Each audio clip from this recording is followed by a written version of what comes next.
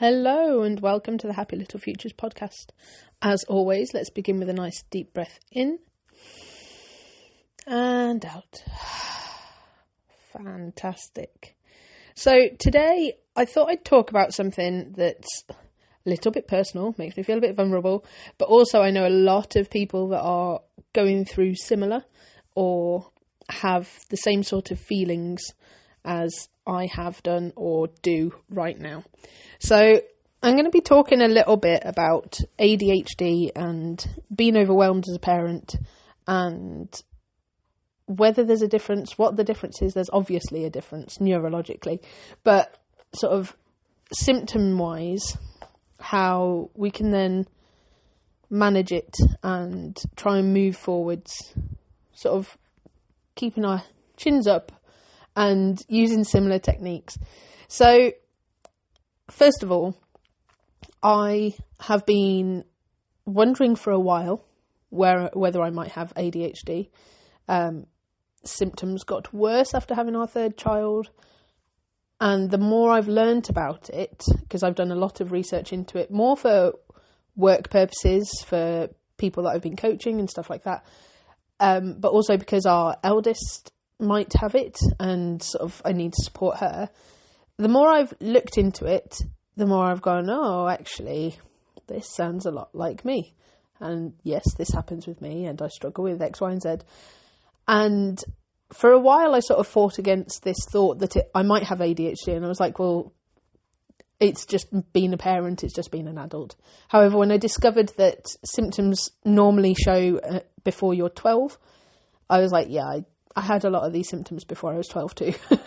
So it's likely that I do have ADHD. I don't have a diagnosis. I have spoken to someone about possibly getting one, but at the moment I'm very much in a place where I've come to realise that I manage what could possibly be ADHD symptoms with mindfulness, and I have done for years. The big difference that I've found is since I've been more aware of what ADHD is and how it can manifest, I've changed slightly my mindset and been a bit more compassionate and a bit kinder towards myself. And I have managed my life a little bit more as if I have ADHD, which has reduced my fibromyalgia flare-ups, which has been quite an interesting side effect. So having that sort of like self-awareness and approaching myself with a bit more compassion and a bit more mindfully has actually helped a lot of the other symptoms that I've had for years and years and years. So the reason that I want to sort of mirror things with parenting overwhelm is because whilst there are a lot of symptoms of ADHD which mean that you can struggle to prioritise, you can struggle to manage your time, you can feel overwhelmed, stressed, anxious a lot quicker, and stuff like that. I do feel that as a parent, especially when you've got young kids and you're trying to manage, for example, myself, I have 3 children. At the moment, I have to manage one who is in year 2 and her timetable of life, her after school activities, the different things that she's got going on, her mental health, her possible ADHD, all of that sort of stuff. I try to manage all of that. I then have to manage my son who is in year 1, who I believe I've mentioned had an accident at the end of October. So for a lot of the past few months, we've sort of had that time consumed with trying to make sure his stitches aren't infected, helping his arm to heal, as well as managing his mental health because he struggled a lot after the accident, sort of with bad dreams and being quite anxious around anything, worrying that everything would be, he might have an accident with everything and everything could be a severe consequence. And then managing my 3-year-old who has also, and also my son has got after school activities, and then my 3-year-old as well, she has just started nursery sort of in October, just started sort of preschool nursery, and she is now doing her, sort of going through her motions of trying to figure out where she fits, She enjoys going out with me in the mornings, and in the afternoons she finds it hard to transition into nursery, sort of gets upset and stuff like that. So again, it's sort of trying to manage her sort of like well-being and transitions, and making her feel safe and understand that I will still be there, I will still come and pick you up, but this is a time for you to enjoy with your friends. So that in itself is a lot. Add into the mix, trying to remember what day it is always fun. Trying to add in meals and making sure everyone's get the right nutrition. Not knowing what my husband's doing due to the nature of his work can be extremely difficult. So planning for the possible need for babysitters at short notice, the possibility that I might not need babysitters, having to make sure I've cancelled and changed things as needed. And other, like my work, his work, like just everything else. And trying to keep the house tidy, make sure there's not, like at the moment, if you walked into any room in our house, there are clothes everywhere, because the kids have grown out of clothes and they have got, like, we've been given new clothes very kindly for them to sort of start wearing. And it's just, there is a lot. And plus the wider family, sort of people getting older, ill, all of that sort of stuff. There is a lot as an adult, isn't there? And then you get a cold. So even if I stripped away the fact that, yes, I might have sort of an additional struggle of my executive function not being sort of entirely useful at times, as a parent, it is extremely overwhelming, and there is a lot to remember, and there are a lot of things that can make us not know which way to turn, that can make it so that at a moment's notice you might have to suddenly drop everything and do something else, that can make it so that you feel under pressure even when you're just sitting down trying to chill in the evenings. And it can be quite extreme. And in both instances, I feel personally, and I've spoken to people that think they might have ADHD, I've spoken to people that do, like, are diagnosed with ADHD, and people that don't have ADHD and are just overwhelmed parents. And in all instances, there's a few things that come up. So one of them is the fact that it's hard to make time for themselves and to rationalise that self-care when they've got so many other people to think about. Another is I can't meditate because my mind doesn't switch off. Especially with people with ADHD, a lot of them just immediately are like, I've got an ADHD brain, so I can't switch off. And it's like, I get that. I understand that because my mind is full. However, with parenting, again, you've got a lot on.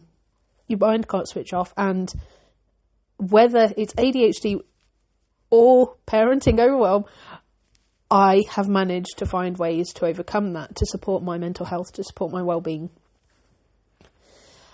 And so I sort of want to then talk, I'm going to move on a little bit, to the fact that in all of these situations, there are things that are suggested to us and things that we can do. But before I do, I just want to thank our podcast sponsor, Rowan Fox, who are a maker of sustainable clothing for people who love wildlife, kids and adults. And if you head to rowanfox.com or check out Rowan Fox on Facebook and Instagram, you can see their wide selection of wonderful clothing and other gifts, all hand designed by their wonderful Pamela. So, as I said, there are many things that can be a struggle when you're an adult, when you're a parent, and when you've got ADHD. And in many cases, if you're stressed, if you're anxious, I've had it recently, I've got problems with my neck, which causes migraines quite a lot, and many other things. In many of these instances, people will turn around to you, well, doctors and therapists and other people, and they'll go, have you tried mindfulness? Have you tried meditation? And it can be hard to get guidance on how to do that. When, like, for example, when I saw the physio about my neck, it was try doing some deep breathing and relaxation. I mean, for me personally, that's fine.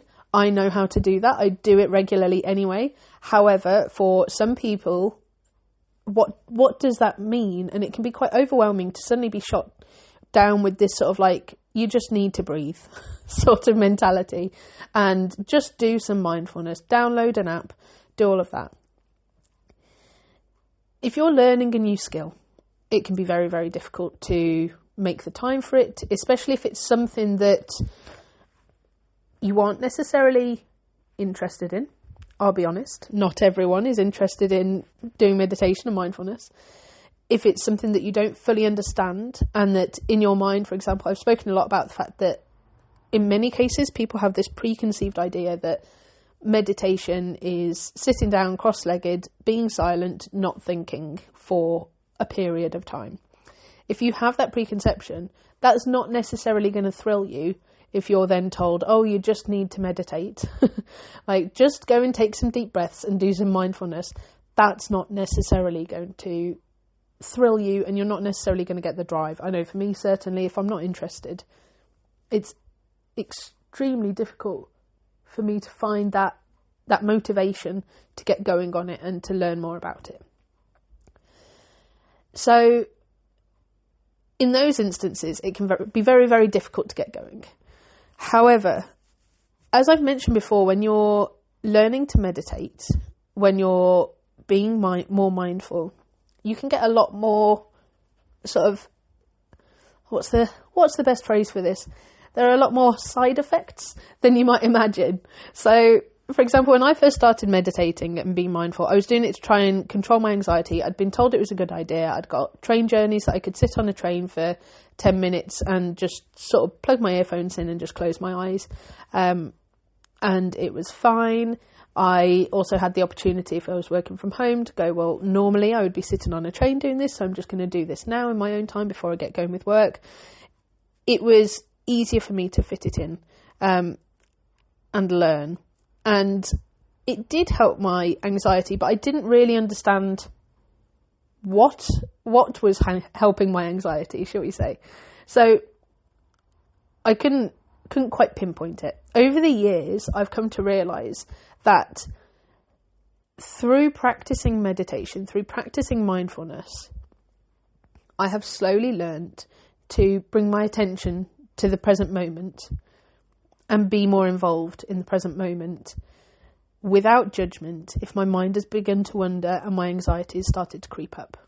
I've also noticed that over time I've become more self-aware of how I feel in my body when I'm starting to get anxious, where my thoughts are leading if I'm getting anxious or stressed, for example. And in some instances, recently, for example, I've noticed that not only am I feeling the stress and anxiety of my own feelings, but I'm taking on the feelings of others.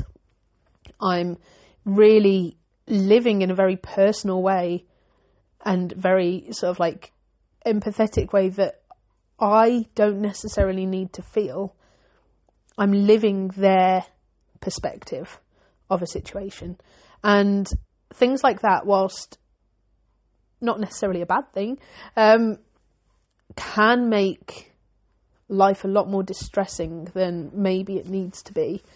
And it can feed into further anxiety that I've got. I know I've spoken in the past about sort of mortality, anxiety and stuff like that with like around my children, and things like that really feed into that for me. And then it becomes a vicious cycle.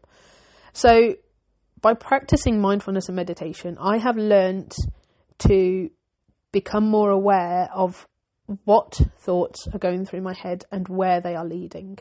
I've also started to learn ways of managing my thoughts. So whilst I can struggle to prioritise at times, I can make a list and I can sort of notice it, and I'll journal and I'll do a brain dump page in my journal, which I've just got loads of random words. I'll sit there for about 2 minutes and I'll fill a whole page with just random words and things like that are coming up and things that I've got to do or things that I'm thinking of.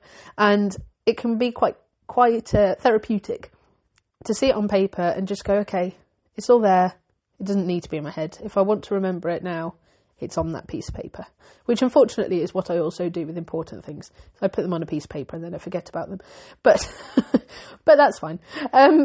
So by practicing mindfulness and meditation, it can make us more aware, it can make us more compassionate towards ourselves, because we understand what is driving these feelings and thoughts that we are having.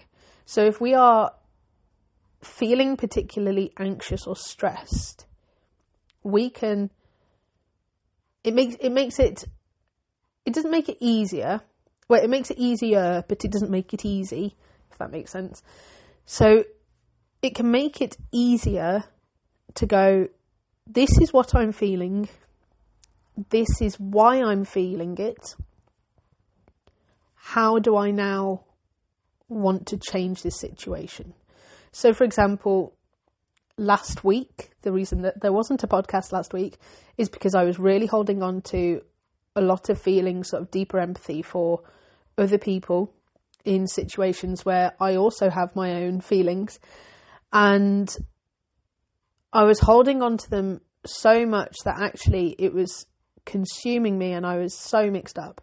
And so whilst I needed to do a lot more work than I did, I was very aware that if I was working employed at that point, I would have gone to the doctors and I would have signed off sick. And so whilst I still did work, because I'm self-employed and you have to, I also made sure that, I'm lucky enough that at the moment, my daughter, my youngest, goes to the nursery every afternoon of the week. But that gives me the time on my own at home, which more often than not I'm working in. But it gave me the opportunity to sit there and go, actually, even if I do an hour's work, I just need to lie under a blanket and just be in a dark room and not have anything else going on around me. Just have no sort of other sensory situations happening. I just need to be me for a little bit, whatever that means. And one day I think it meant that I had a bath, but more often than not it meant that I just went and lay in a dark room. I'm extremely tired at the moment, and I just went and lay in the dark room. The one day I put on a bit of sort of nice meditation sounds on Insight Timer, on the timer, which I know I've mentioned to you in the past. Another day I put that on and was just like, no, even that's too much. I just need to be in silence, which if you know me, is very unusual. But because I have that awareness, and I have that awareness to sort of detangle things and go, actually, this is what's happening. And I have the compassion for myself to sort of go, whilst it's hard, you do need to take a bit of time. It means that like this week, for example, I'm feeling in a much better place. I'm able to do a lot more. I decorated our bedroom at the weekend and sort of said to my husband, look, the garden's driving you mad. Our bedroom's driving me mad. The kids are happy and need a more chilled day anyway. I've booked a tip trip for you to go do the garden so that you feel less anxious. And I'm going to do the bedroom so that I feel less anxious. And so whilst it was, for him and I, that is a very convoluted form of self-care. It was very much a form of self-care for us to turn around and go, this is what we need of our space, of our area, and this is what will help us both to feel calmer in these situations. So we will sort this, and it's okay that the kids have a bit of time to be themselves, do the activities that they want to do, and just bond. And we don't have to jump at every opportunity to go and have a whole day out and do things like that. And it was extremely beneficial for us. I feel a lot better. I mean, the bedroom is only half decorated and there is still a lot more to do.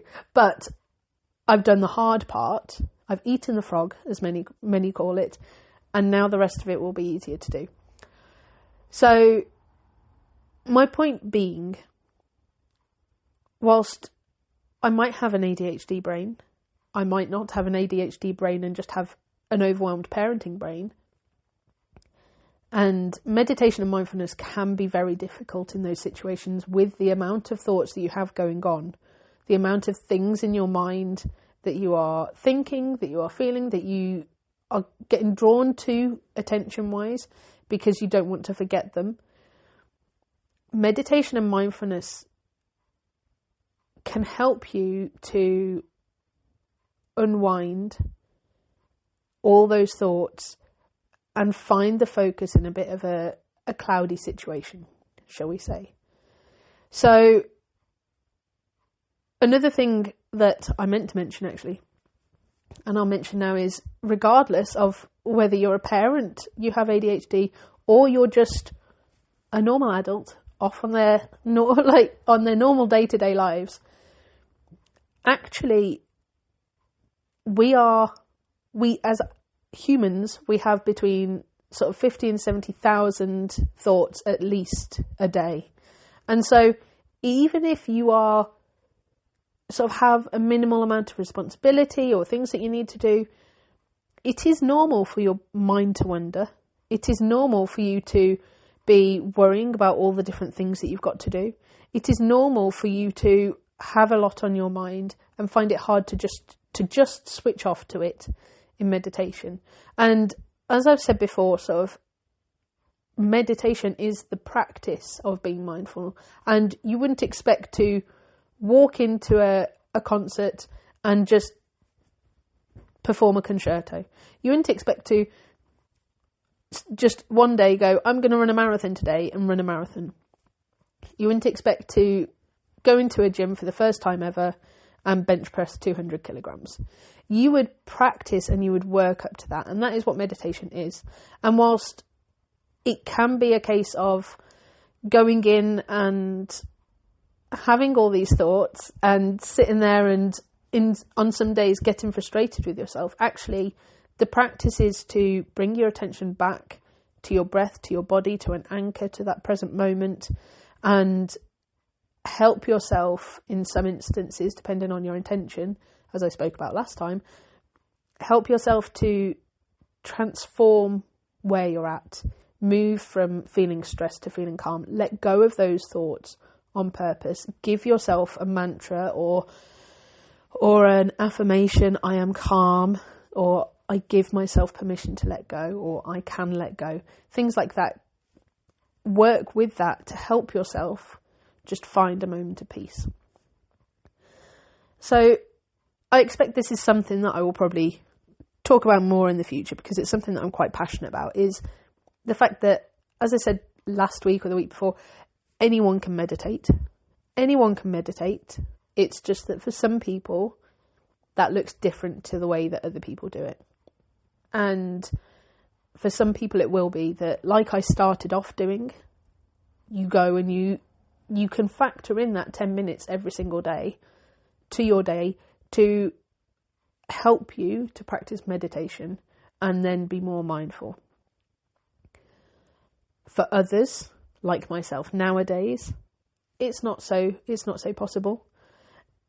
It might be that you do micro meditations throughout the day. You spend that moment, once you've just poured the water onto your coffee in the morning, you take that moment to smell it. And every single morning you smell your coffee and really taste it with that first sip. No matter what's going on around you, you just smell that coffee and you taste it, and you practice being more mindful in that moment.